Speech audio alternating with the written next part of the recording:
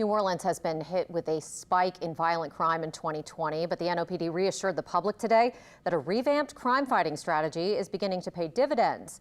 Investigative reporter Mike Pearlstein has the story. Amid a surge in killings, shootings, and carjackings, the New Orleans Police Department abruptly changed its crime-fighting tactics, eliminating district task forces and creating a citywide team that includes the FBI and state police. That was 2 months ago.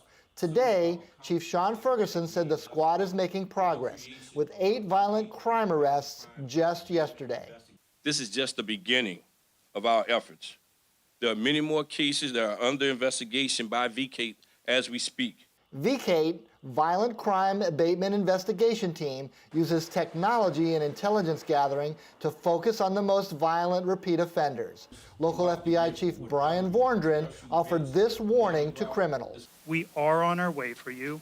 We have formed a strong team, and while your day may not be here right now, if you continue to engage in this activity, we will find you. But with nightly robberies and carjackings, some are questioning if VCATE is enough to replace proactive patrols of hotspots. They need to put resources there to proactively go out and try and target and identify and apprehend those offenders. That's what the police department did successfully over the course of several years.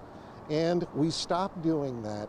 All the law enforcement leaders said the public is a critical component to success. If you see something, say something. Mike Pearlstein, Eyewitness News. Chief Ferguson also said he's hoping to reach out to the courts and other components of the criminal justice system to keep repeat criminals from cycling back to the streets after an arrest.